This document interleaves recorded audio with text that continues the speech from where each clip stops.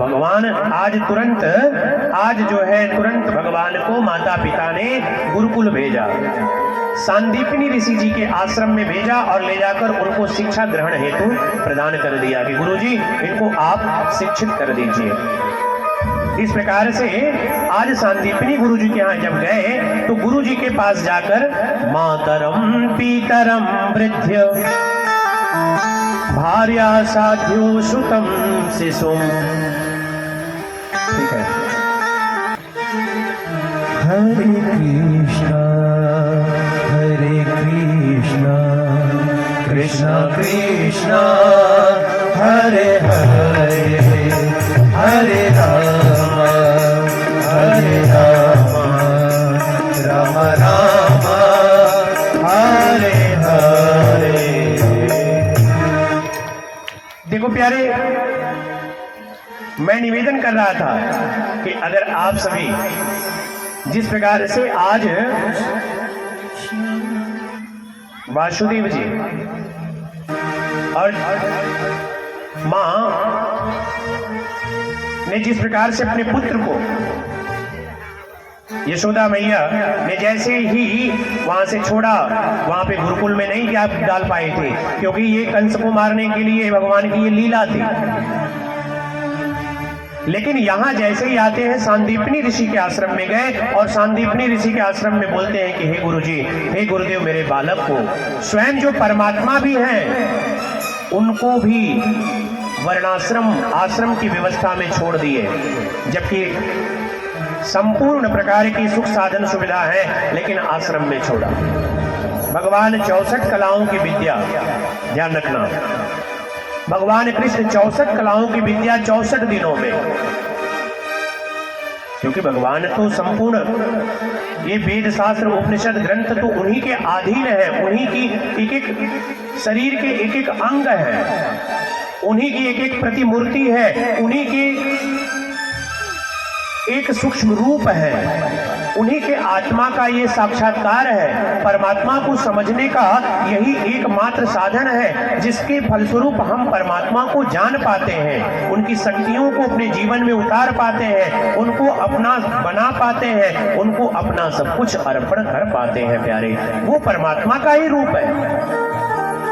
लेकिन स्वयं भगवान भी ये बताते हैं कि मैंने भी शिक्षा को 64 दिन लगा भगवान को पढ़ने में, 64 कलाओं की शिक्षा 64 दिनों में ही पूर्ण कर लिया। जब 64 दिनों के ही बीच में सुदामा जी भी मिले, जिनकी कथा कल के प्रसंग में है। आज भगवान के एक विवाह तक आप लोगों को कथा श्रवण करनी है। कल भगवान के 16,107 एवं भगवान की अन्य अन्य लीलाओं के साथ साथ कथा को हम लोग विश्राम देंगे। राजा परीक्षित इत्यादि की मुक्ति होगी, फिर हम लोग ज्ञान कांड इत्यादि भी श्रवण करेंगे। तो प्यारे, कल महाप्रसाद भंडारा है, जिनको जिस प्रकार से भी ये आयोजक परिवार का सहयोग करते बने, जबकि आयोजक परिवार ने मना किया है कि गुरु जी जिसकी जो श्रद्धा हो करे, अर्थात हम सभी बहुत अच्छे से तैयार हैं, आपकी कृपा से सब अच्छा है। लेकिन मैं इसलिए ये कह रहा हूं कि इस प्रकार की भक्ति में सभी को जिससे जो बन पाए उसको अपने तन मन धन से सहयोग करनी चाहिए, ये ध्यान रखना। प्यारे, ये छोटा सा यज्ञ का जो रूप था आज विशाल यज्ञ का रूप ले लिया, ये ध्यान रखना। ये क्या है? आप सभी की भक्ति ही तो है, आप सभी की भक्ति, ध्यान रखना। तो प्यारे, निवेदन था कि गुरु जी को जब शिक्षा 64 कलाओं की कृष्ण ने प्राप्त कर लिया तो गुरु जी से बोलते हैं कि गुरु जी दक्षिणा के रूप में, गुरु दीक्षा के रूप में, गुरु दक्षिणा के रूप में आप कुछ, जो मैंने आपसे यह शिक्षा ग्रहण करी उसका दक्षिणा प्राप्त करें, कुछ भी बोले। आज सांदीपनी गुरु जी ने कहा कि गिरु पुत्रमिमानीतम निज कर्म बंधनावृते आनयस्वं महाभाग मंक्षासं पुरस्कृतम्।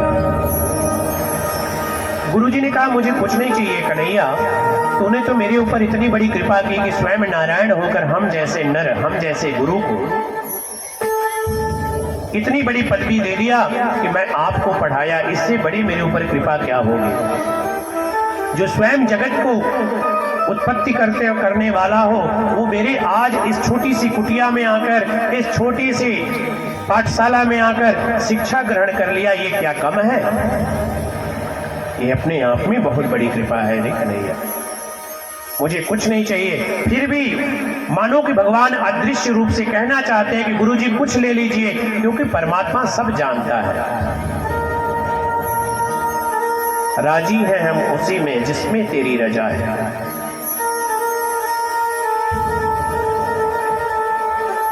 इस प्रकार से भगवान ने बार बार कहलाना चाहा। तो उन्होंने जब देखा कि भगवान जिद कर रहे हैं, तो बोले कि जाकर अपनी माँ अर्थात गुरु माँ से पूछ लो उनको क्या चाहिए। जब वो जाती हैं, जाकर गुरु माँ से कहते, निवेदन करते कन्हैया की, हे माँ, आपने मुझे इस गुरुकुल में खिलाया पिलाया जगाया, आपने मेरी माँ की तरह सेवा करी, और वह सेवा परम सेवा है जिसमें आपने मुझे ज्ञान के लिए प्रशस्त किया। आप मेरी महामाँ हैं, मेरी माँ से भी ऊपर है। भगवान मानो कि आज गुरु माँ को प्रसन्न कर रहे हैं।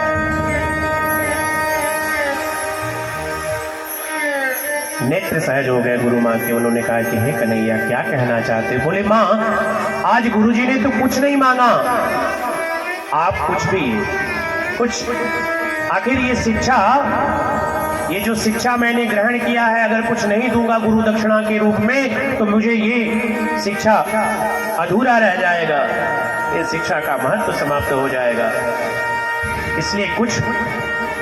तब उन्होंने कहा कि हे कन्हैया, अगर देना चाहते हो तो मेरा एक ही पुत्र था, मेरा एक ही पुत्र था जो तीर्थ के स्नान में स्नान करते समय तीर्थ के उस जल में डूब गया, वो मर गया। अगर कृपा हो, क्योंकि तुम साधारण नहीं हो, जिसको बड़े बड़े संत महात्मा ऋषि मनीषी बड़े बड़े वेद की इन ऋचाओं और 64 कलाओं की शिक्षा के लिए कई जन्म लेने पे भी नहीं संभव है। आप साधारण नहीं हो, कंस को मारने वाला, इस पृथ्वी के भार को हल्का करने वाला, इत्यादि इत्यादि लीला को करने वाला। रे कन्हैया, तुम स्वयं नारायण हो, और अगर दक्षिणा देनी है गुरु दीक्षा के रूप में, गुरु दक्षिणा के रूप में, तो कृपा करके तुम मेरे पुत्र को दो। तुरंत भगवान जो है जल में प्रवेश किए, तीर्थ स्थल गए, और जैसे ही समुद्र के पास गए, समुद्र से जाकर निवेदन करे, समुद्र में प्रवेश किए। समुद्र समझ गए अभिनय नमालत जलगढ़ गए 3 दिन में। वही भगवान है, उस समय राम के रूप में थे, और मैंने थोड़ी अहंकार करी थी। जैसे ही धनुष पे अपने बाण चढ़ाया, चलाया भी नहीं, मेरा जल और पूरी खौलने लगा। त्राही त्राही करके चरण में गया था, ये आ गए, और वो भी स्वयं आए हैं, और मैंने सुना है कि बहुतों लाखों को मार के आए हैं। जाके तुरंत समुद्र चरण में गिर गया। बोला, प्रभु कैसे आगमन हुआ, मुझसे क्या अपराध हो गया? क्योंकि समुद्र को ज्ञान हो गया था। बोले कि तुमने गुरुपुत्र को मेरे मारा है, उस गुरुपुत्र को दो। बोले, मैं तो नहीं, एक पंचजन्य नामक असुर रहता है मेरे इसमें, हो सकता है वो निकल गया हो। गए भगवान कृष्ण ने पंचजन्य को, जैसे ही उसके प्राण को अंत किया, वही पंचजन्य शंख को फूका, तो उसमें से पंचजन्य निकला, और निकल के भगवान के चरणों में गिर गया, और शंख बजी। प्रेम से बोलिए, शंख धरण भगवान की। शंख चक्र शोभित गदा, और मंद मंद मुस्काय, तीनों लोक सुहाय भयो, प्रभु कृपा दीनि बरसाए। शंख चक्र लिए भगवान, शंख को धारण कर लिए। बोले, उसमें से निकला, कहा प्रभु मैं नहीं। तो कहा समुद्र, और उस शंखासुर ने बताया कि नहीं भगवान, उस बालक की आयु लग रहा है पूर्ण हो गई, वो यमराज ले गया होगा और भगवान सीधे यमपुरी चले गए। और जब यमलोक गए प्यारे, तो यमराज के यहाँ जितने प्रेत थे, सब भूत प्रेत जितने यम की यातना में नरक भोग रहे थे प्राणी, वो सब बढ़िया बढ़िया पैन फिट फाट निकलना चालू हो गए। यमराज आके कहा, प्रभु प्रभु प्रभु कैसे आगमन, इस नरक में आपका आगमन कैसे हो गया? ये नरक लोक में अगर आप एक क्षण और भी रह जाएंगे तो ये स्वर्ग हो जाएगा और ये विभाग ही समाप्त हो जाएगा, क्या गलती हो गया? बोले कि तुमसे गलती यही हुआ है कि मेरी कृपा मानो, एक ही कृपा कर दो। बोले वो क्या? बोले बस एक मात्र ये कृपा कर दो कि तुम गुरु जी के पुत्र को लाए हो, वो वापस कर दो। कहा प्रभु, चित्रगुप्त जी को बुलाया, रजिस्टर खुली, उसमें देखा गया तो उस बालक की आयु ही गुरु जी की उतनी ही थी। बोले चाहे कुछ भी हो, बोले प्रभु ये सृष्टि तो आपका ही है, आप इसको ले जाइए अन्यथा ये नरक ही समाप्त हो जाएगा। ये नरक के आधे तो ज्यादा जो है स्वर्ग में चले गए। हम सभी क्या है? हम सभी इस पृथ्वी पर काम क्रोध लोभ मोह मात्सर्य नून तेल लकड़ी दुनिया भर का चोरी हत्या पाप बेईमानी यही कर रहे हैं। तो ये नरक ही है ना, और इस नरक में कथा क्या है? स्वर्ग ही है ना। तो आज भगवान बोले ये सब लोक आपका है, आप ले जाइए। और गुरु जी के पुत्र को दिया और ले जाकर सांदीपनी गुरु जी को माँ को उनको अर्पण किया और यही गुरु दक्षिणा के रूप में भेंट किया। प्रेम से बोलो बंसी वाले की। इतना ही धीरे मत बोलो, थोड़ा तेजी से बोलो, बंसी वाले की।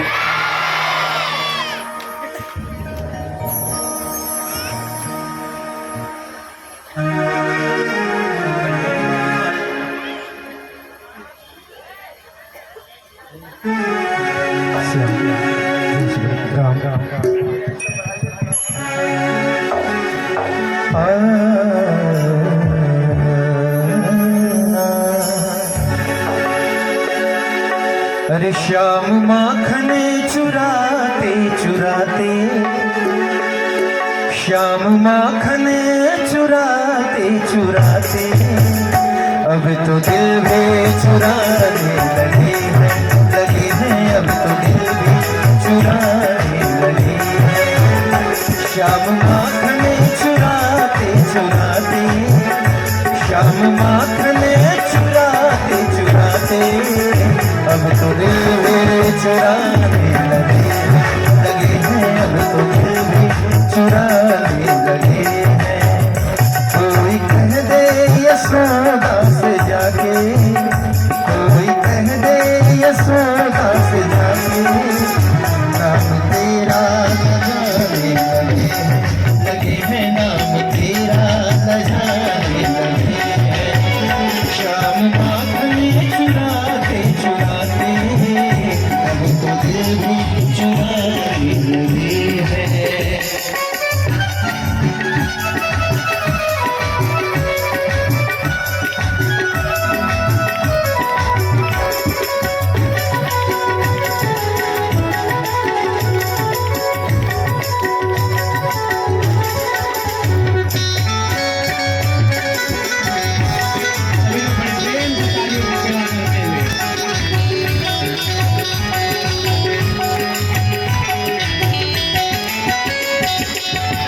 पहले गाँव में चराते थे वन में, मस्त रहते थे मुरली की धुन में।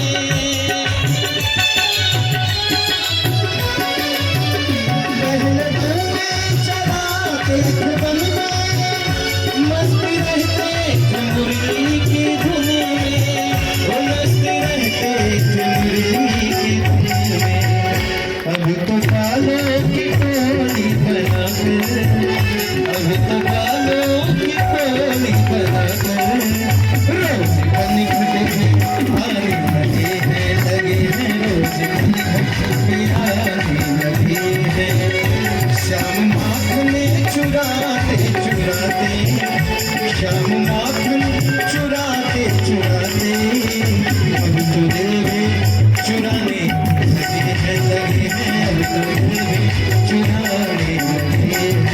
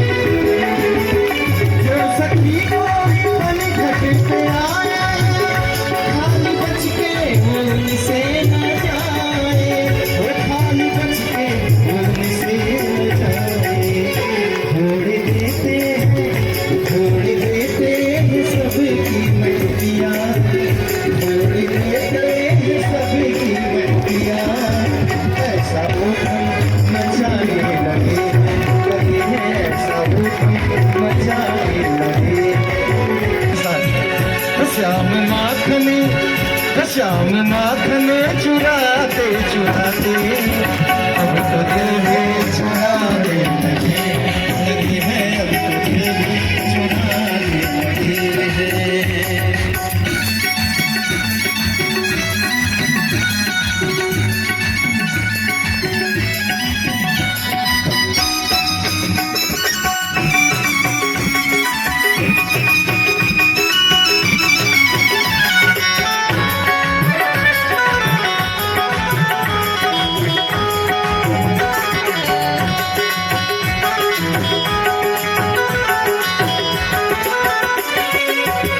बड़े नटखट हैं बाके बिहारी, बड़े नटखट हैं बाके संवरिया, मारे छिप छिप के तिरछी नजरिया।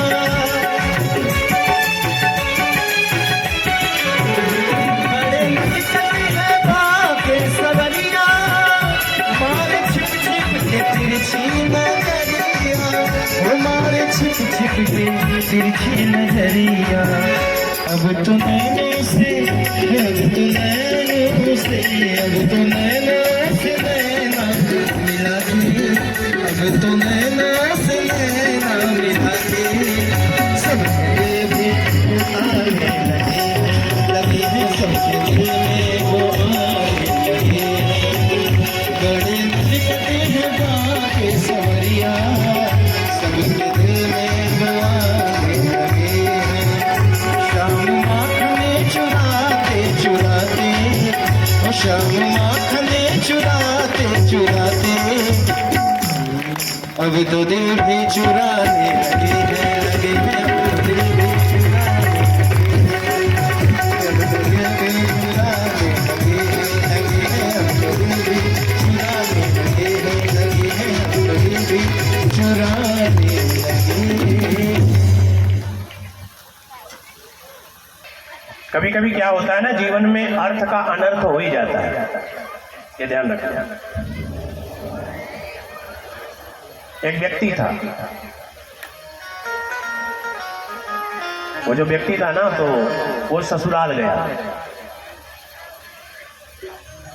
एक आदमी था, वो ससुराल गया अपने, और जब ससुराल गया प्यारे, तो पहली बार, अभी शादी होने के बाद पहली बार जाना था, और उसकी जो पत्नी थी वो व्यक्ति बड़ा सीधा साधा था, ध्यान रखना, बहुत सीधा था। और पत्नी थोड़ी पढ़ी लिखी, थोड़ी एडवांस आज के जमाने की थी। हाँ। और वो जब अपने ससुराल से नैहर गई तो अपने पति, भोले भाले पति की खूब बढ़ा चढ़ा के प्रशंसा करी। अरे वो तो बड़े अच्छे हैं, ये फिट फाट, मतलब जैसे पूरी प्रशंसा बतियाई डाली, ध्यान रखना। तो जो सखियां थी गांव की, उनको लगा कि अरे राम राम, उनको लगा कि इतना बढ़िया अगर इसको पति मिला तो बड़ी अच्छी बात है। एक काम करो, एक दिन खाने पे बुलाओ। हाँ हाँ बुला दूंगी। फिर दूसरी तीसरी दिन जब बोली तो अंत में मजबूरन बुलाना पड़ा। और बेचारा बिल्कुल सीधा साधा ग्रामीण पढ़ा लिखा था, लेकिन उसके अंदर वो सब मामला नहीं था, बहुत सीधा था। उसको जब टेलीफोन आया, सुन रहे हो, आजकल तो बात करते कैसे पत्नियां जानते हो, ए तुम सुन रहे हो, कहाँ हो तुम? ऐसे तो प्यारे पहले के चरवाहों को भी कोई नहीं बोलता था। प्रेम से बोलो राधे राधे। हाँ, पति का नाम लेने से पति की आयु क्षीण होती है। बड़े पुत्र का नाम लेने से बड़े पुत्र की आयु क्षीण होती है, कम लेना चाहिए। पति का नाम तो बिल्कुल नहीं लेना चाहिए, विषम परिस्थिति में जहां काम न चले वहीं। लेकिन आजकल का फैशन है, ए मोहन कहाँ हो तुम, जल्दी आओ। अब मोहन क्या करे बेचारा, हाफते प्राण फेंकते पहुंच गया। हाँ। तो प्यारे इधर पत्नी ने फोन किया तो खुश हो गया, कहा अच्छी बात है, ससुराल जाना, उसको क्या पता। और यहाँ उसके बारे में जितना वो था नहीं, उससे ज्यादा प्रशंसा करके उसकी पत्नी ने बताया था, ध्यान रखना। तो उससे ज्यादा जब प्रशंसा किया था तो सोचा कि 12 किलोमीटर ही है, तो 12 किलो काहे लिए सुबह ही चले जाएंगे तो पैदल पहुंच जाएंगे, पैसा भी भाड़ा भी नहीं लगेगा, कौन गाड़ी बुक करने जाए। 12 किलोमीटर बहुत ज्यादा नहीं होता।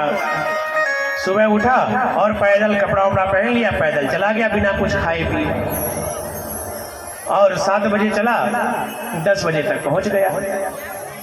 और जब 10 बजे पहुंच गया प्यारे, तो जब 10 बजे जैसे ही पहुंचा, वहां पे सखियां खाना वाना बना के रखी, कहे आ गए, पैदल ही आ गए।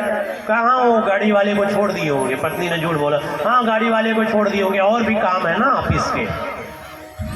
हाँ।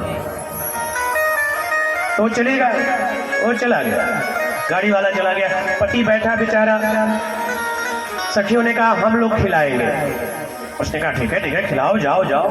बड़ा सीधा साधा बैठ गया, और जब बैठ गया प्यारे, तो उसके सामने जो है थाली लगा दी गई, और उसमें जितनी भी पकवान था सब रख दिया गया, लेकिन पूड़ियां गरम गरम देने की चक्कर। अब जो बेचारा सीधा साधा भूखा, सुबह 12 किलोमीटर की यात्रा, ससुराल जाने के चक्कर में रात से ही नहीं खाया, और जैसे ही सुबह 2 पूड़ियां आया, ससुराल की पूड़ियां छोटी छोटी होती, अब छोटी छोटी पूड़ी आया, तो सोचे कि अब इसको, तो पूड़ी एकदम बिल्कुल ताजा था, तो उसमें अपना जैसे फुल्की होता वैसे ही सब्जी फंसाया और खाया। सखियां हंस रही थी, उसकी जो पत्नी थी उसकी बेइज्जती महसूस होने लगी उस लड़की का, कह रही। तो चूल्हा में जो पूड़ियां बना रही थी, वो चूल्हे के पास से ही अपने पति को समझाने के लिए इशारे में करी। वो बेचारा एक बार उसका नजर पड़ा,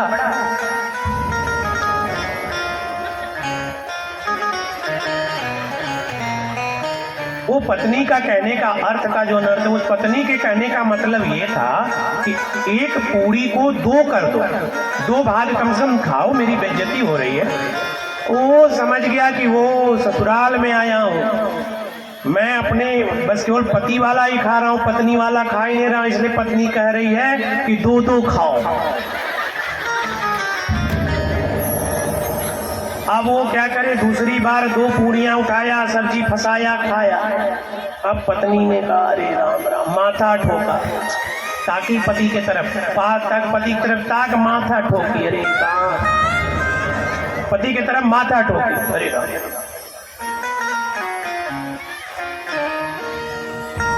जब माथा ठोकी तो वो कहे अच्छा ससुराल की पूरी पूजा पाठ वाला होगा, पहली बार खा रहा हूं, इसलिए माथे लगा के तब खाना है। उसने 2 पूड़ियां ली, सब्जी लगाई, माथे लगाया, और उसके बाद खाना चालू किया। इतने में सारी सखियां हंसना चालू कर दी, बिल्कुल। पत्नी सोची कि तो बिगड़ते ही जा रहा है मामला, जितना मैं पहले ही वाला ज्यादा अच्छा था कि पूड़ी। अब सोचने लगी अब क्या करूं।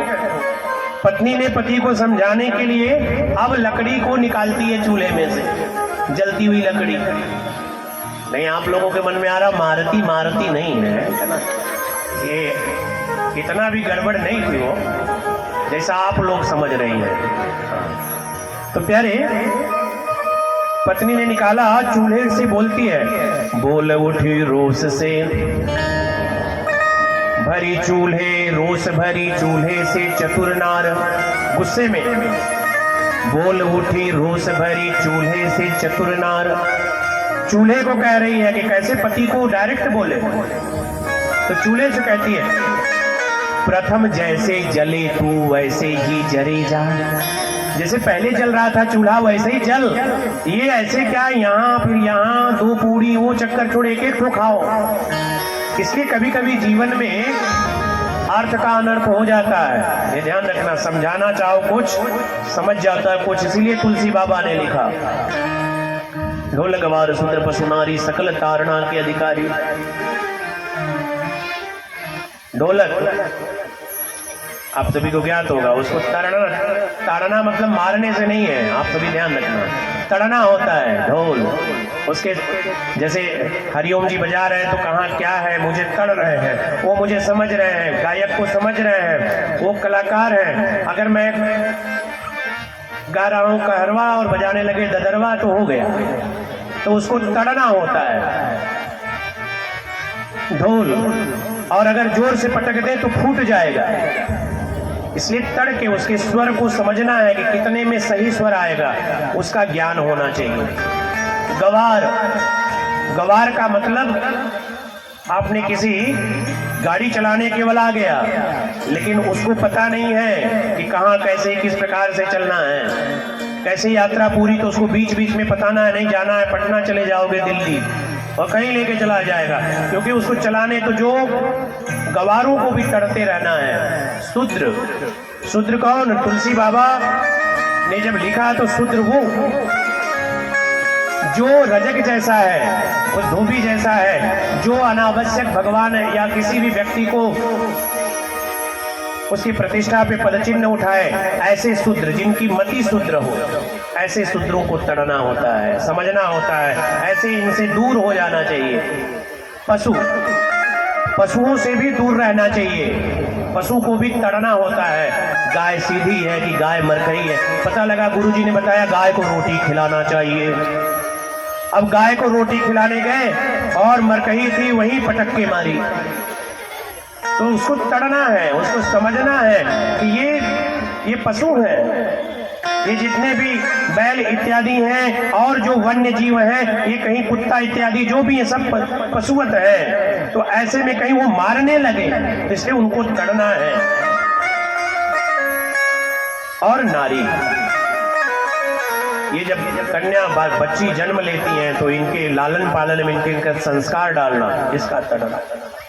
इसके बाद ये जब थोड़ी बड़ी हो तो इनके अंदर विद्यावान बनाना, इसके लिए तड़ना। उसके बाद थोड़ी और बड़ी हो तो गुणवान बनाना, इसके लिए उनको तड़ना, समझते रहना। उसके बाद जब बड़ी युवा हो जाए तो उनका शादी विवाह सही जगह और कहीं उनके गलत पद उनके भ्रष्ट ना हो, इसमें हमेशा तड़ते रहना। और जब वो विवाह करके पत्नी बन के आ जाएं तो उनको किसी प्रकार की दुख ना हो, उसके लिए तड़ते रहना, यानी समझते रहना। और जब माता के रूप में वृद्ध हो जाए तो उनको कहीं से कोई तकलीफ ना हो, उसके लिए तड़ते रहना, समझते रहना। तड़ने का मतलब होता है उसके प्रति हमेशा समझते रहना, उसको अदृश्य रूप से जानते रहना, ये तात्पर्य। तो अर्थ का अनर्थ लोग लगाते रहते हैं, लगाने दो, लेकिन वास्तविक क्या है? हमारे धर्मशास्त्र इस तरह की कोई बातें नहीं करती प्यारे, ध्यान रखना। इसके बाद प्यारे, जब ये कंस की दोनों पत्नियां अस्ति और प्राप्ति, अस्ति और ताप्ती चली गई हैं अपने पिता के जरासंध के पास, और जाकर अपने पति के मरने का पूरी बात बताई। जरासंध क्रोध से आग बबूला हो गया और भगवान कृष्ण से अनायास बैर कर बैठा। अनायास जब वो आग बबूला होकर कृष्ण से बैर कर लिया और कृष्ण यादवों को इस पृथ्वी से शून्य करने का संकल्प ले लिया कि अब यादवों को समाप्त करके छोड़ूंगा। 23 अक्षौणीय सेना को लेकर चारों ओर से मथुरा को घेर लिया, और जब मथुरा को घेर लिया तो आज भगवान स्वयं वहां से इस जरासंध के लिए युद्ध करने के लिए निकले, और भगवान ने जरासंध का युद्ध किया और युद्ध करके जरासंध को मारा नहीं, छोड़ दिया। राजा परीक्षित ने कहा, प्रभु ये पापी को क्यों नहीं मारा? बोले इसलिए कि अगर पापी तुरंत मर जाएगा तो इसके जो सहयोगी हैं वो नहीं मर पाएंगे, इसलिए पहले इसके जो सहयोगी हैं वो पहले मरना चाहिए। भगवान ने लीला करी। उसके बाद जरासंध ने जब पुनः युद्ध करना प्रारंभ किया तो फिर एक बार फिर हरा दिया, फिर छोड़ दिया। इस प्रकार से भगवान ने यत्कृतानं भयो नित्य कृतकर्मणं यत्र देहिनां देवलोकं यथा कृत्यै जरासंध हतामृतः। जरासंध मरने से भी बदतर समझने लगा, क्योंकि भगवान एक बार नहीं 23 अक्षौणीय सेनाओं के साथ 17 बार, एक दो बार नहीं 17 बार जरासंध ने युद्ध किया। उसके बाद प्यारे जरासंध 17 बार युद्ध करने के बाद थक हार के बैठा तो काला यवन आया। काला यवन आया और काला यवन ने जरासंध से कहा, क्यों परेशान हो? हाँ, काला यवन ने कहा, क्यों परेशान हो भैया? बोले, मैं परेशान इसलिए हूं कि मुझे 17 बार पराजय मिल गई, फिर भी कृष्ण का कुछ नहीं हो पाया। बोले, अरे मैं इसका अभी सामना करता हूं। और पूरे मथुरापुरी में आज जो है भगवान जहाँ पे नंद सुनंद ब्रजनंद जितने भी वहाँ के जीव जंतु रहते थे सबको घिरवा दिया, और घिरवाने के बाद आग लगवा दिया। भगवान ने तुरंत देखा कि ये तो सब, तुरंत जो है बलराम जी से कहा कि हे बलराम जी, मैं अपने तुरंत विश्वकर्मा जी को बुलाया। बोला, समुद्र के अंदर आप समुद्र के अंदर जो है द्वारिका का निर्माण करिए। प्रेम से बोलिए द्वारिकाधीश भगवान की। समुद्र के अंदर द्वारिका का निर्माण आज स्वयं जो है भगवान ने कहने का करने का आदेश दे दिया। विश्वकर्मा जी द्वारिका जी का निर्माण किए, और इधर बलराम को बोले कि सोते ही लेकर आप जाइए द्वारिका, वहां महल तैयार है। सुप्त शरीर के साथ सभी गोप ग्वाल बाल, वहां के जीव जंतु, गैया मैया सब द्वारिका चली गई, और यहाँ भगवान रण छोड़कर जरासंध के सामने भाग गए। प्रेम से बोलिए रण छोड़ भगवान की। भगवान का नाम उसी समय रणछोड़ पड़ा। राजा परीक्षित ने प्रश्न किया कि गुरुदेव ये बताइए कि ये ऐसा क्या, कैसे? आखिर ये जो बड़े बड़े योद्धाओं को, जो बड़े बड़े प्रतापियों को, जो बड़े बड़े सूरवीरों को एक पल में मारे, ये काला यवन को भगवान देख छोड़ भाग गए। बोले, बड़ी सुंदर प्रसंग है। बता रहे हैं कि एक समय की बात है, काला यवन जब भगे, काला यवन जब भगवान भगे तो काला यवन दौड़ाने लगा। दौड़ते दौड़ते प्यारे जाकर एक गुफा था, और भगवान ने उस गुफा में जाकर अपने प्रवेश कर गए, और जो अपनी दुपट्टा ओढ़े हुए थे, पीताम्बर दुपट्टा को, उस वहां पे एक सोए हुए एक महात्मा मुक्चुंद ऋषि थे, ध्यान रखना। उन मुक्चुंद ऋषि को उड़ा दिए अपनी दुपट्टा, और अपने जाके एक किनारे उस गुफा में छिप गए। और जैसे इधर से काला यवन गया, एक लात मारा, कहा, अरे रण छोड़ कहीं के, युद्ध नहीं करके और आके यहाँ टान दुपट्टा सोए पड़े हो। यत्रम क्रम्य वेदित्या प्रहाराणाम यथस्कृते। जैसे ही प्रहार किया, मुक्चुंद जी के नेत्र खुले, और जैसे ही नेत्र खुला, काला एवं जल के भस्म हो गया। प्रेम से बोलिए कल्याण करण भगवान की।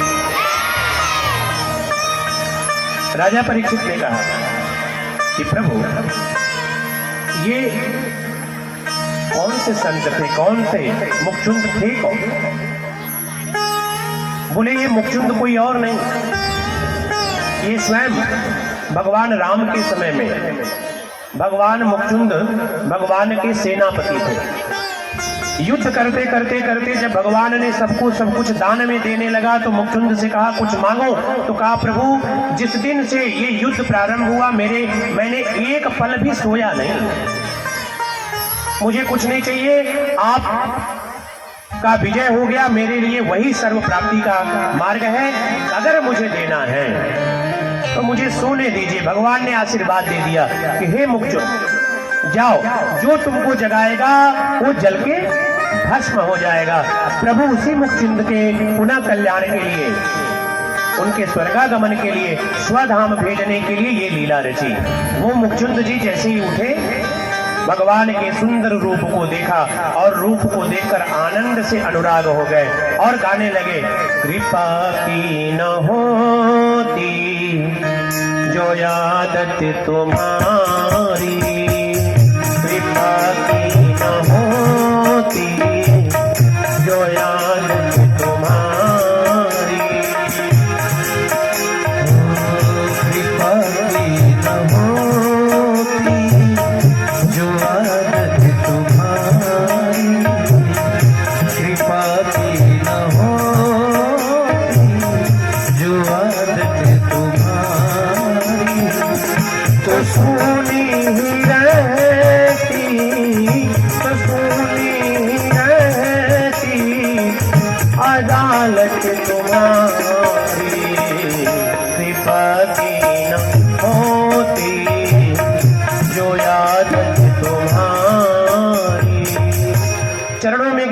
बोला प्रभु अगर कृपा नहीं करते तो ये अदालत, ये शोहरत, ये दीनों के दिल में तुम्हारा जगह नहीं होता और ये दीनों के तुम मालिक नहीं होते और ना घर घर में होती आपकी हिफाजत।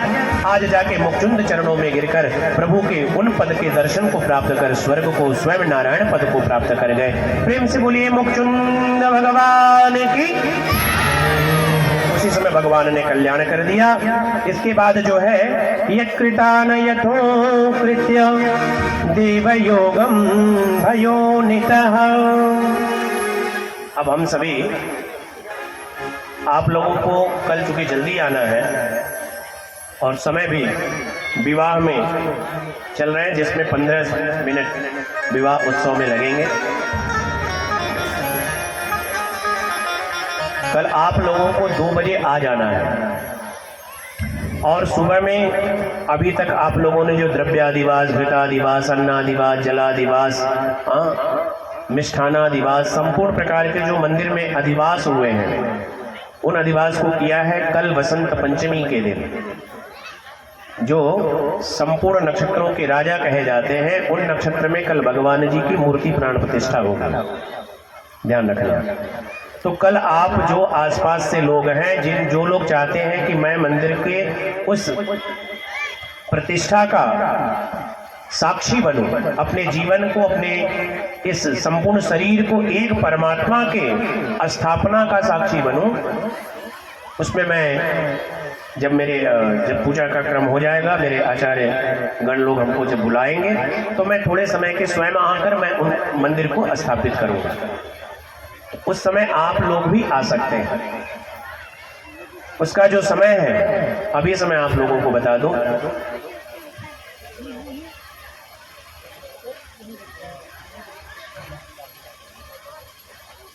आप लोग बिल्कुल 11 बजे मैं आ जाऊंगा और 11 बजे से 11:30 बजे तक यहाँ आधे घंटे के लिए रहूंगा। उसमें उसके पहले सारे पूजा पाठ के क्रम हो जाएंगे, रोज हो भी जाता है। वही समय होगा जिस समय अभिजीत मुहूर्त में उस मूर्ति की प्रतिष्ठा होगा, जिनमें माँ दुर्गा जी हैं, स्वयं महामृत्युंजय महादेव है, स्वयं संकटनाशक हनुमान जी हैं, पार्वती मैया है, गणेश जी हैं, नंदी बाबा हैं, हम सभी लोग बैठाए हैं। तो आप लोगों को जो समय आने का है वो बिल्कुल 11 बजे है। मैं 11 बजे यहाँ रहूँगा और 11:30 बजे मैं चला जाऊँगा, ध्यान रखना। आधे घंटे का समय एकदम बिल्कुल फिक्स समय होगा। 5 मिनट में पहले ही आ जाऊँगा क्योंकि वो नक्षत्र का काम है, उसमें आपकी तरह आज की तरह 1 घंटा लेट, आधा घंटा लेट नहीं चलेगा, आए बैठ के नहीं। वो समय ही है, उस समय आधा घंटा के लिए ही का वो मुहूर्त है जो जिसका समय एकदम निर्धारित मैं कर रहा हूँ 11 बजे से 11:30 बजे तक। जिनको आना है, जिनके भाग्य में होगा वो आएंगे, बाकी तो जो नहीं आएंगे उनके लिए तो हम आएंगे। प्रेम से बोलो राधे राधे। तो प्यारे निवेदन कर रहा था कि इस प्रकार से भगवान ने कल्याण किया। उसके बाद इधर विदर्भ देश की कन्या राजा भीष्म की कन्या रुक्मिणी, उनके 5 भाई, रुक्मिणी जी के 5 भाई, रुक्मी, रुक्मकेशव, रुक्मभरत, रुक्माली और रुक्मान। ये जो 5 भाइयों में रुक्मी है वो दुष्ट प्रवृत्ति का था। बड़ा भाई होने के कारण स्वयं पिता भी कुछ नहीं कर पाते, ध्यान रखना। और इधर वो चाहते थे कि अपने जो मेरी ये बहन है लक्ष्मी रूपा, सब भाई चाहते थे कि हमारे बहन की शादी कृष्ण से हो। पिता भी, भीष्मक राजा भी चाहते थे कि मेरी कन्या का विवाह भगवान कृष्ण से हो। लेकिन ये जो रुक्मी था ये चाहता था कि मेरी बहन की शादी शिशुपाल से हो, भगवान से न हो। भगवान से द्वेष, अनायास द्वेष करता था, ध्यान रखना प्यारे। तो ऐसे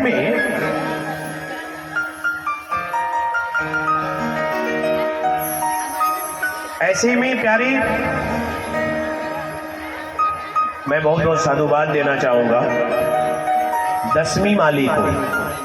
मैं आपको बता दूं, जो पैसा लगा, जितने का फूल माला आ रहा है उतना, और अपना मेहनत और अपने लोगों के साथ का मेहनत, ये जितने भी आप रोज देख रहे हैं यहाँ माला वहाँ माला, ये सारा पूरा तन मन धन के साथ लगा हुआ है और भगवान को सुंदर सजा रहा है।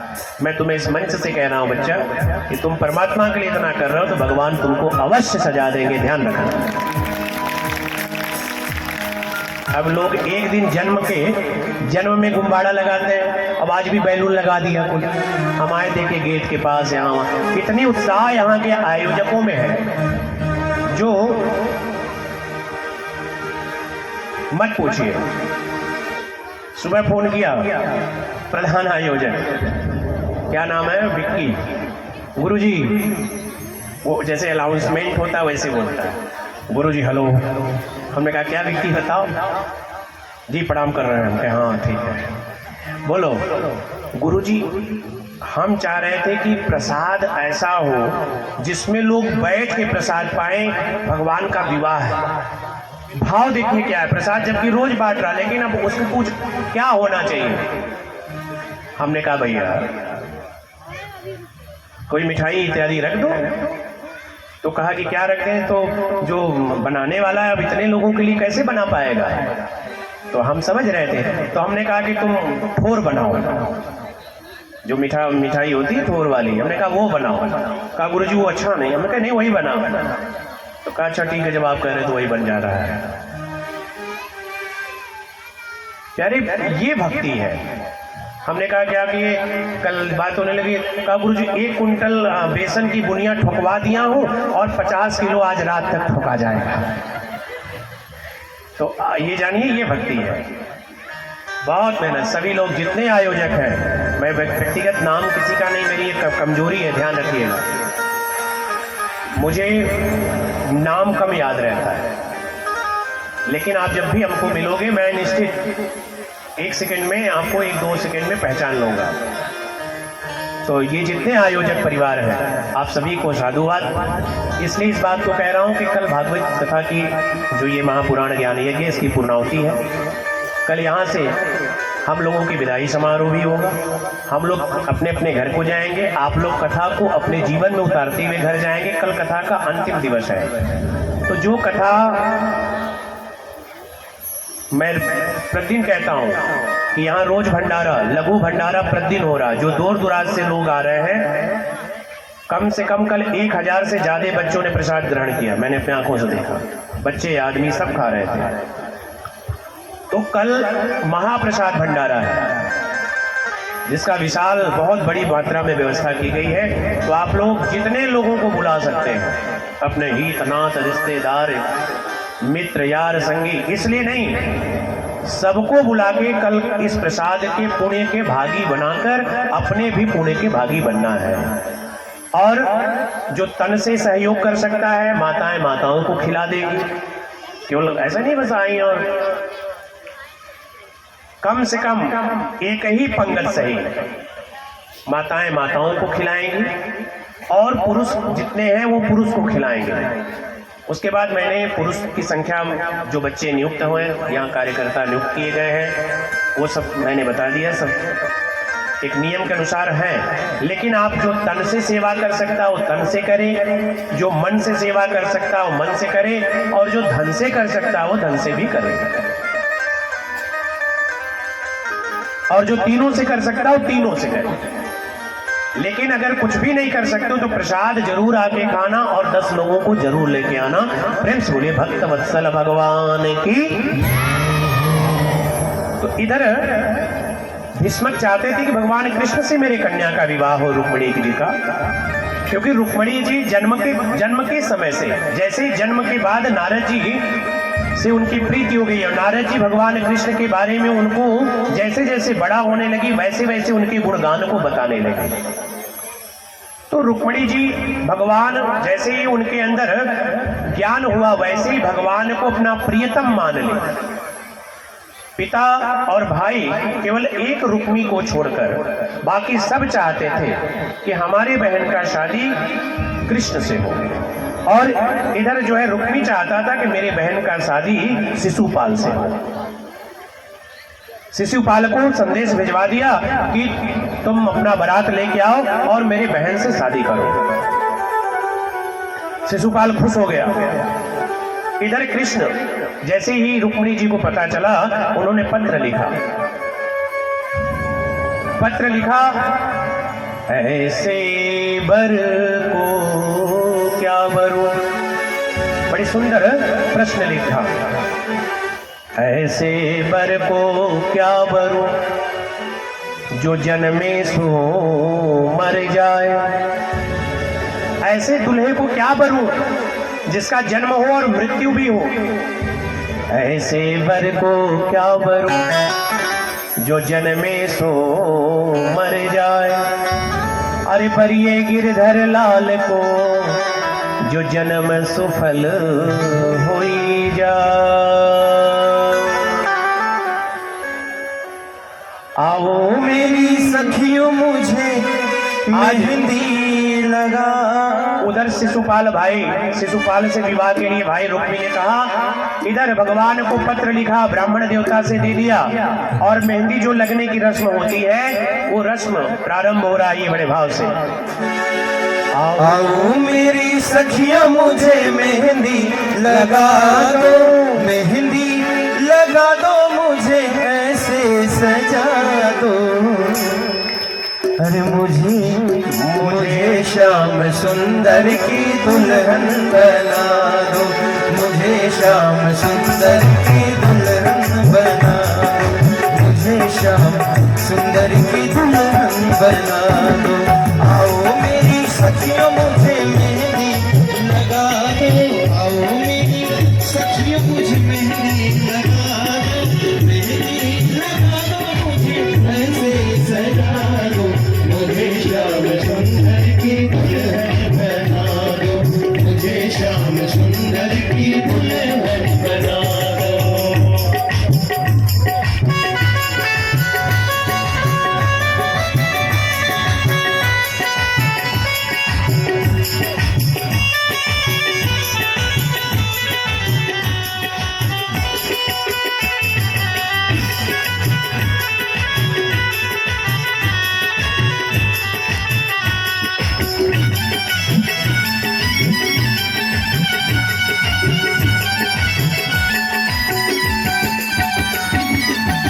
सत्संग में मेरी बात चलाई, सत्संग में मेरी बात चलाई, सतगुरु ने मेरी गिरवी सगाई, सतगुरु ने मेरी गिरवी सगाई। सत्संग ने मेरी बात चलाई, सत्संग ने मेरी बात चलाई, सतगुरु ने मेरी खीर सगाई, सतगुरु ने मेरी खीर सगाई। उनको बुला के हथ लेवा तो करा दो, उनको बुला के हथ लेवा तो करा दो, मुझे श्याम सुंदर की दुल्हन बना दो, मुझे श्याम सुंदर की दुल्हन बना दो। भैया अब यहाँ पे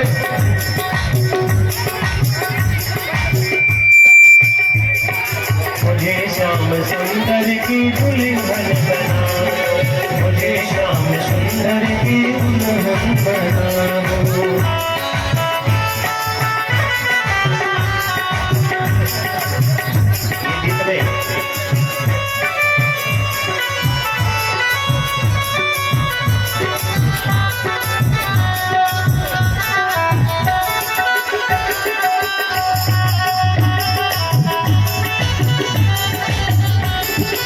ऐसी पहनू चूड़ी जो कबहू न टूटे, ऐसी पहनू चूड़ी जो कबहू न टूटे।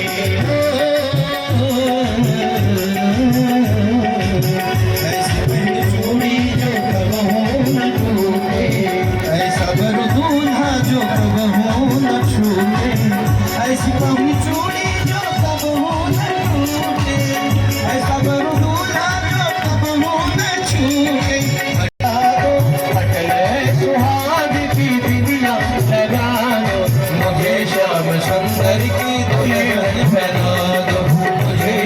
सुंदर की दुल्हन बना दो। आओ मेरी सखियों मुझे मेहंदी लगा दो, मेहंदी लगा दो मुझे ऐसे सजा दो। मुझे श्याम सुंदर की दुल्हन बना दो, मुझे श्याम सुंदर की दुल्हन बना दो।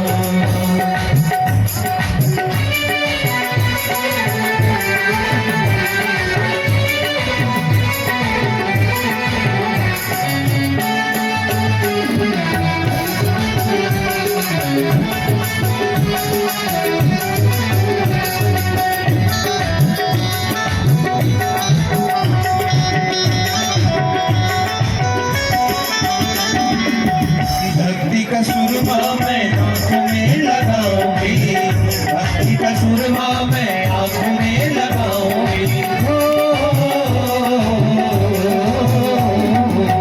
भक्ति का सुरमा मैं आँखों में लगाऊंगी, भक्ति का सुरमा मैं आँखों में लगाऊंगी।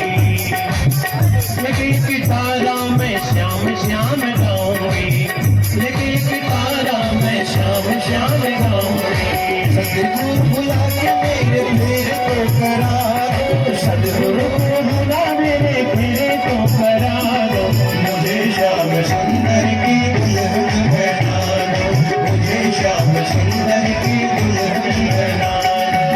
आओ मेरी सखियों मुझे मेहंदी लगा दो, मेहंदी लगा दो मुझे ऐसे सजा दो। मुझे श्याम सुंदर की दुल्हन बना दो, मुझे श्याम सुंदर की दुल्हन बना दो, मुझे श्याम सुंदर की दुल्हन बना दो।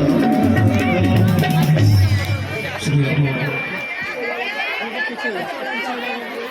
राधे जय श्री राधे।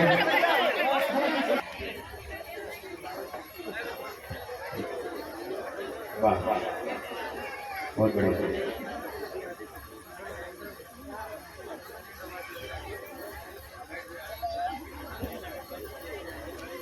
कृपया आपसे एक निवेदन है कि कल साउंड आप जरूर ठीक कर लीजिएगा।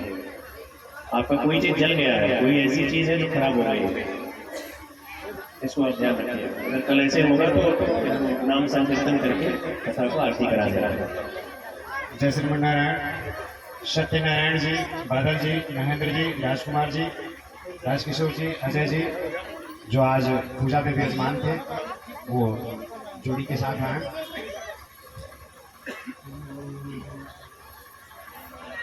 आइए सभी लोग अपने जगह से संकल्प बोल रहे हैं, ले लीजिए, बोलो। ओम यस्य स्मरणमात्रेण जन्मसंसारबन्धनात् विमुच्यते नमस्तस्मै विष्णवे प्रभो विष्णवे। ओम विष्णुर्विष्णुर्विष्णुः श्रीमद्भगवतो महापुरुषस्य विष्णुराज्ञया प्रवर्तमानस्य अद्य श्रीब्राह्मणोऽहनिगतिप्रारार्थे विष्णुपदे श्रीश्वेतवाराहकल्पे वैवस्वतमन्वन्तरे पुराण सप्तका अद्य पंचमे हि श्रीकृष्णरुक्मिणी समस्तपित्रेण निदिश्चयानन्द ब्रह्मलोकसम्प्राप्त्यर्थं शतगुणकृत ज्योतिस्मरात्रादियत्र समफलवाप्नोति कामः। सर्वेभ्यः मङ्गलः। गोत्रोत्पन्नोऽहं श्रीकृष्णार्थिनी श्रीभीष्म कात्मजानां श्रीरुक्मिणी रुक्मिणी वातलतां प्रजापति दैवतानां वैघात्रपगोत्राय त्रिपर्वरः श्रीदेववीड प्रपौत्राय श्रीमते सूरसेनपौत्राय श्रीमते वासुदेवपुत्राय ब्रह्मणाध्वजः इति माध्वरः श्रीविष्णुः स्वरूपिणे श्रीकृष्णवराय पत्नीत्वेन तुभ्यम् अहं सम्प्रदते। यज्जाग्रतो दूरमुदैति दैवं तदिशुपसरथैवैति दूरं गमञ्ज्योतिकाञ्ज्योतिरे कन्दन्वे मनः शिवसङ्कल्पमस्तु सङ्कल्पं सिद्धिरस्तु सङ्कल्पं अर्पणमस्तु।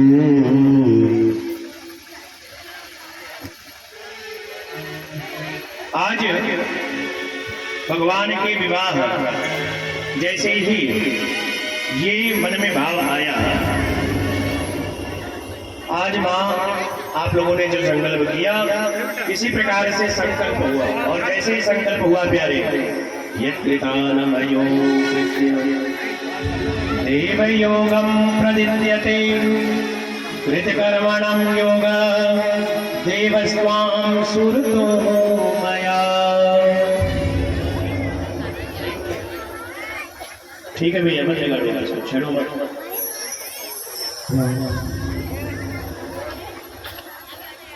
आज भगवान जैसे ही शिशुपाल तैयार होकर बिल्कुल सच सच के चला, वैसे पत्र मिला। उस पत्र पे लिखा था यत्कृत्याम कर्म वेदित्य देवानां प्रदत्यमियम्। और यहाँ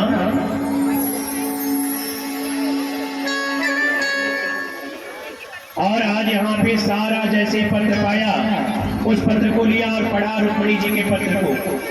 और पढ़ते ही भगवान बिना बलराम भैया को बताए अकेले ही चल दिए। और जब चल दिए प्यारे तो चल के गए। और कहाँ जा रहे हैं? जहाँ पे भीष्मक राजा का घर है, जहाँ पे रुक्मिणी मैया है। और शिशुपाल ने सैनिक लगा दिया था, सेनाओं को लगा दिया था कि कहीं कृष्ण आ न जाए, छड़िया है। और इधर भगवान रथ पे बैठे और बड़ी सुंदर भाव से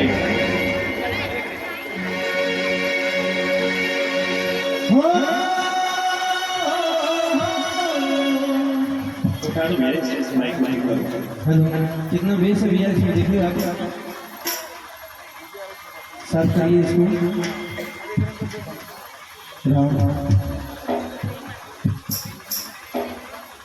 राम राम राम, बहुत साफ करिए भैया, बहुत बेस है, एकदम दबा हुआ बोला।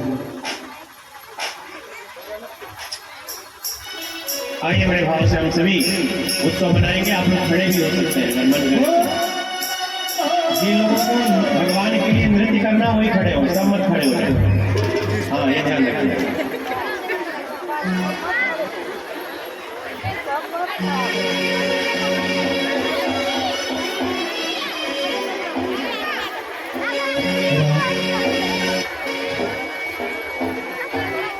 ऐसा लगता है जैसे संसार की शादी है, आज मेरे शाम की शादी है, आज मेरे शाम की शादी है।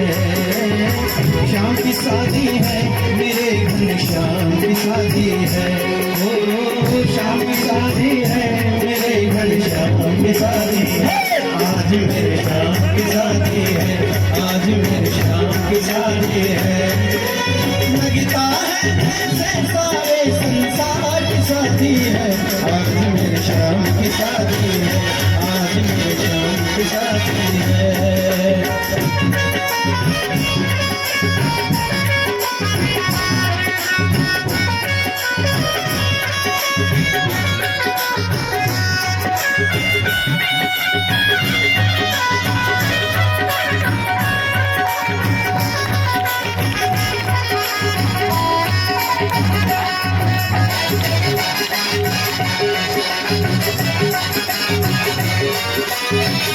वक्त है खूबसूरत, वक्त है खूबसूरत, बड़ा सुन लगन मुहूर्त है, बड़ा सुन लगन मुहूर्त। देखो क्या खूब सजी है शाम की। ऐसा है कि ये जितनी माताएं हैं, केवल इसमें 2 4 10 जो बस नृत्य वाली है वही खड़े हो, बाकी लोग बैठ जाए अपनी जगह। बाकी लोग देखे, बच्चों को कोई देख नहीं पा रहे, चलिए बैठ जाइए, चलिए बैठिए। अरे जिनके अंदर प्रेम हो भगवान के प्रति वो खड़ी हो, सब खड़ी होगी का मतलब बैठ जाओ, चलो बैठ जाओ। हाँ, जिसको भगवान की शादी में नृत्य करना हो सिर्फ वही खड़े हो और बाकी वही चलेगा, क्योंकि इस तरह अभद्रता फैलेगी। वक्त है खूबसूरत, बड़ा सुन लगन मुहूर्त। वक्त है खूबसूरत, बड़ा सुन लगन मुहूर्त। देखो क्या खूब सजी है शाम की प्यारी सूरत। देखो क्या खूब सजी है शाम की प्यारी सूरत। खुशी से झूमे है मन, बड़े हैं खुश है भगवान। खुशी से झूमे है मन, बड़े ही खुश है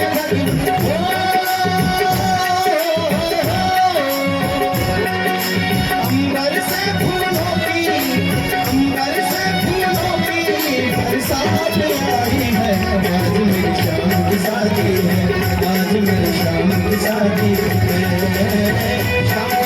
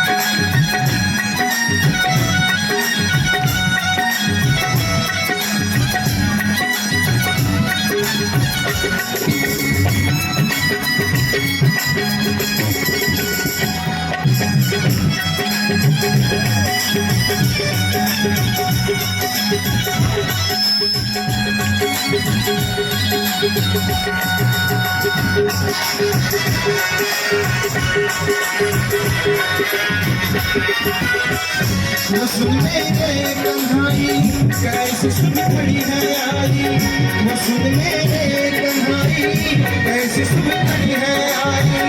शुरू अब होने लगी है शाम की नई जिंदगानी, शुरू अब होने लगी है शाम की नई जिंदगानी।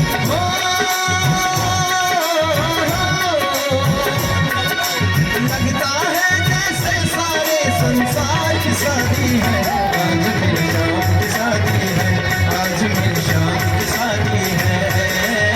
शाम की शादी है मेरे घर, शाम की शादी है। ओ शाम की शादी है मेरे घर, शाम की शादी है।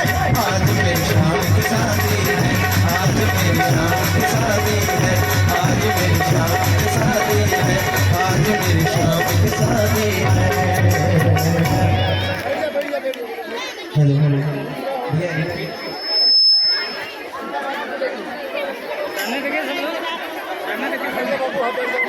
जय श्री राधे, जय श्री राधे। जो माताएं कन्यादान के लिए घर अपने ड्रेस सूट लाई है वो बारी बारी आकर रख दीजिए। अभी नहीं, अभी अपने पास रखेंगे, जब दरबार पूर्ण हो जाएगा तब आके यहाँ पे भगवान का दर्शन करिएगा। अभी आप लोग बैठे रहिए जहाँ जो बैठे रहिए। तेरा किसने किया श्रृंगार सांवरे, तेरा किसने किया श्रृंगार सांवरे। लागे दुल्हा सा तू दिलदार सांवरे, लागे दुल्हा सा तू दिलदार सांवरे। तेरा किसने किया श्रृंगार सांवरे, तेरा किसने किया श्रृंगार सांवरे।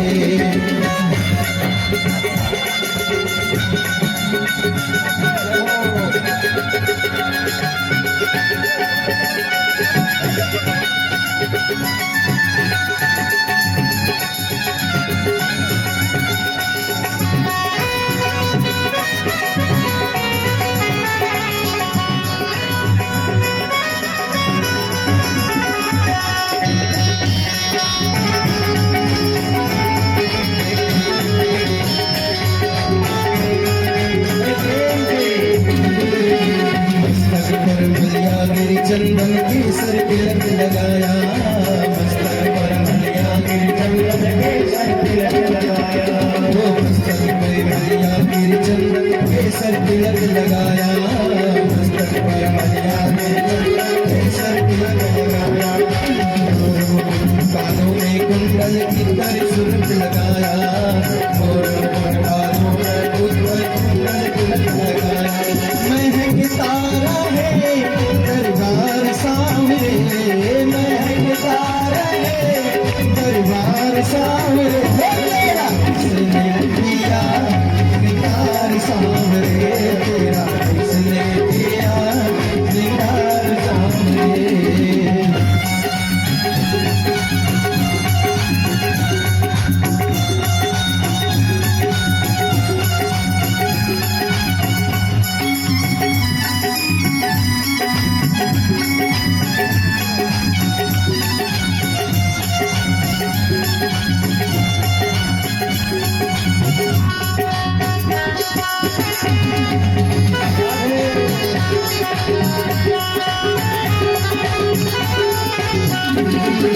बागों से कलियां चुन चुन के सुंदर हार बनाया, बागों से कलियां चुन चुन के सुंदर हार बनाया, बागों से कलियां चुन चुन के सुंदर हार बनाया, बागों से कलियां चुन चुन के सुंदर हार बनाया। रंग सलाम हाथ सदा वो जिसने तुझे सजाया, हाथ सदा वो जिसने तुझे सजाया।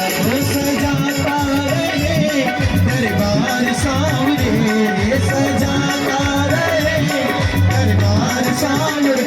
तेरा किसने किया श्रृंगार सांवरे, तेरा किसने किया श्रृंगार सांवरे।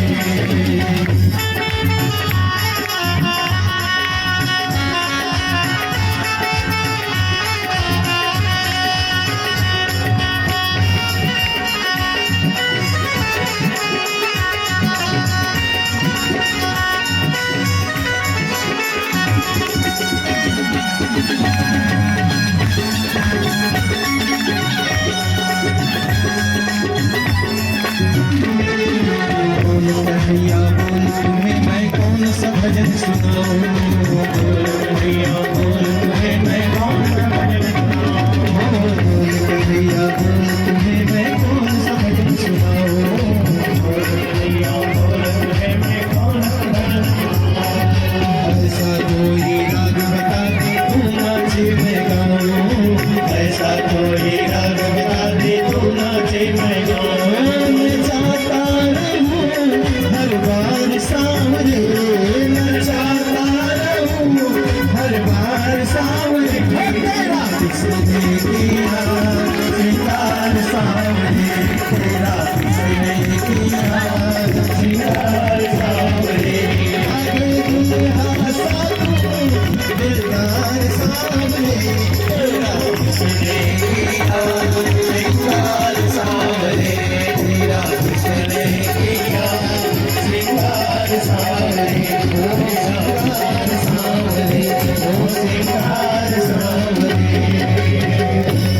प्रेम से बोलिए रुक्मणी रमण भगवान की। ये आवाज को सड़क पे मिली गई, अरे ये भगवान का विवाह हुआ। प्रेम से बोलिए रुक्मणी रमण भगवान की। अब कन्यादान का गीत गाएंगे, बहुत अच्छा गाते हैं और इसके बाद सीधे आरती करेंगे।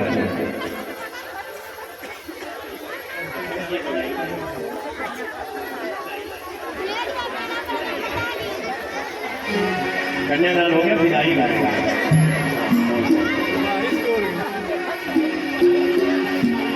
आइए पग फेरे के वक्त जो गीत गाया जाता है, दो लाइन। हरि पहुना है पहुना दुल्हा है दुल्हा, पहुना है पहुना दुल्हा है दुल्हा, पहुना है पहुना दुल्हा है दुल्हा, जब तक पूरी ना हो मेरे साथ, जब तक पूरी ना हो मेरे साथ, तब तक दुल्हन नहीं दुल्हा की, हाँ तब तक दुल्हन नहीं दुल्हा की, पहुना है पहुना दुल्हा है दुल्हा, पहुना है पहुना दुल्हा है दुल्हा। बहुत अच्छा, विलम्ब हो चुका है, इससे सीधे हम लोग आरती में प्रवेश करेंगे। बाकी अभी आज एक लड्डू आप लोगों ने खाया है। 16,107 विवाह, इसके बाद जरासंध का उद्धार और अन्य राजा जनक की कथा और भी कथाएं। जो पीछे की माताएं हैं पीछे घसकेंगी तभी ये लोग घसक पाएंगे ना। पीछे जाइए, ये लाइन वाले भी पीछे जाए, नहीं जा रहे हैं, इस लाइन वाले भी जाए पीछे। थोड़ा पीछे हो जा, कैमरा के पीछे हो जा, क्या दिक्कत है? अपने लिए जगह बना लीजिए, पीछे जाइए जितना, अगर एकदम पीछे पूरी आरती आराम से हो तो एकदम पीछे चले जाइए। जो पुरुष लोग हैं, जितने पुरुष वर्ग के लोग हैं वो लोग एकदम हट जाएं, एक किनारे हो जाए, माताओं को पूरा मंच में आरती करने दें, पूरे पंडाल में एकदम पीछे जाइए आप लोग।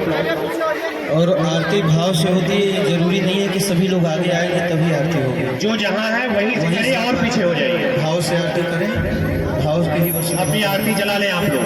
हमारे बीच में डॉक्टर साहब हैं, 2 मिनट बोलेंगे, आप लोग सुनेंगे। आप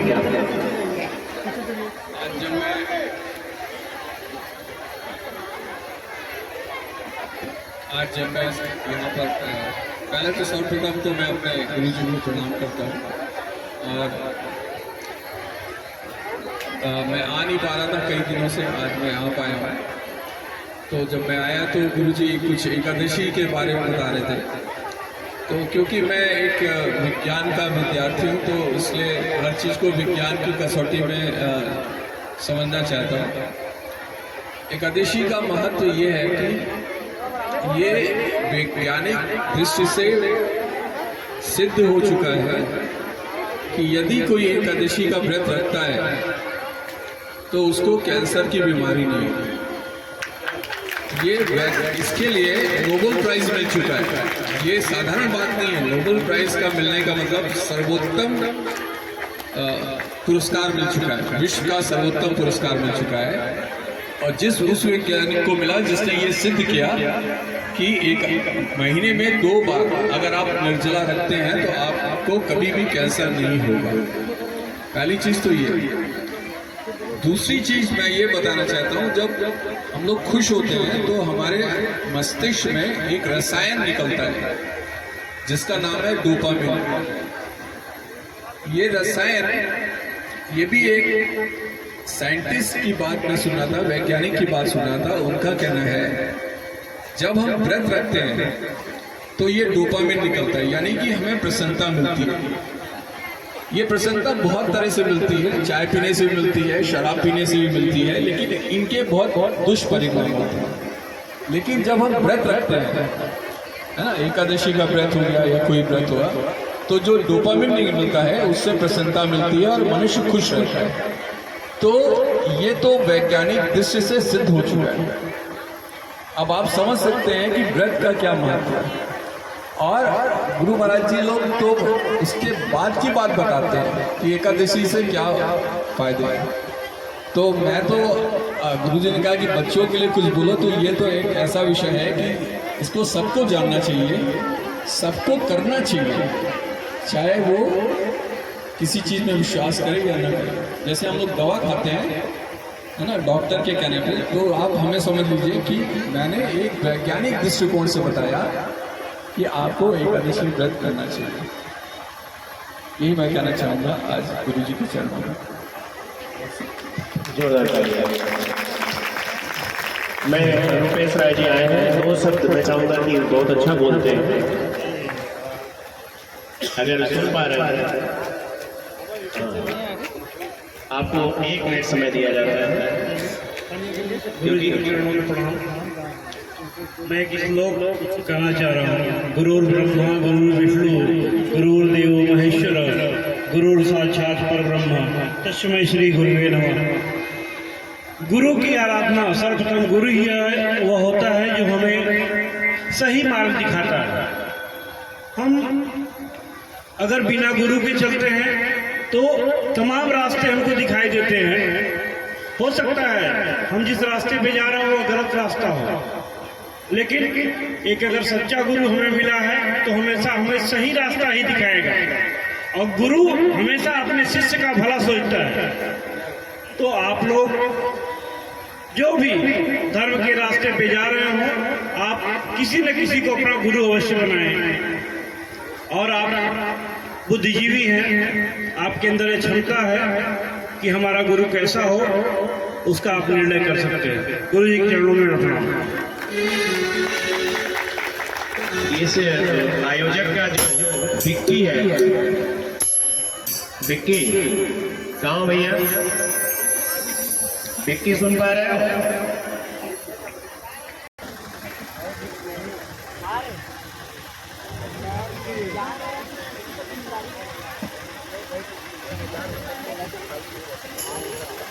जल्दी जल्दी आओ, पहलवानों की तरह आ रहे हो, जल्दी आओ। आजा भैया, आजा।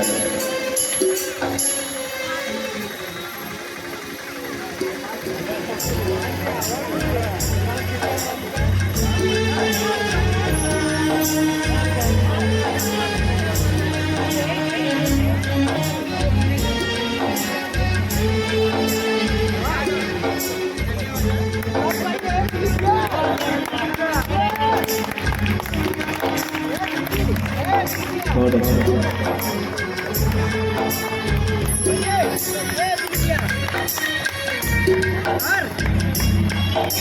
आप लोग विक्की को सुनेंगे जो देखने में छोटा लगे घाव करे करते। इन्होंने इस पूरे यज्ञ की रचना रच डाली और इनकी एक सबसे अच्छी बात हमें अच्छी लगती। गुरु जी हेलो,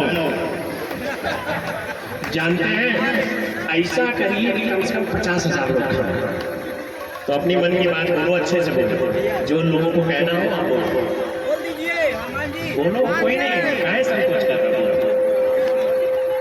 जगह थोड़ा दे दीजिए, सब लोग देखो, आप लोग आगे से थोड़ा हटके बगल से खींचिए और आगे आ जाए, आगे विक्की भैया और आगे ये बजरंगबली का मंदिर ये गांव के लोगों का ये बहुत माइक और समय से पड़ा हुआ था माइक और पास करो। और हम बहुत काफ़ी सोचे कि ये कैसे मंदिर बने और पूरे गांव का सहयोग मिला और सभी सहयोग के माध्यम से और हम ये गुरु जी को बुलाने का कार्य आखिरी में हम बहुत दिन से सोचे थे कि कब गुरु जी को इस मंदिर का निर्माण गुरु जी के हाथों अपने कराएं और आखिरी के धरती पे गुरु जी हमारे पधारे हैं और कल गुरु जी 26 जनवरी को बजरंगबली और शंकर भगवान का स्थापना दिवस कराएंगे और गांव वाले को और हिताई नताई गांव के आसपास पड़ोस वाले गांव में फोन करके ये जानकारी आखिरी में दे दें कि ये गांव में मंदिर बजरंगबली मंदिर स्थापना दिवस है और 26 जनवरी को स्थापना होगा। लोग आए खाना पीना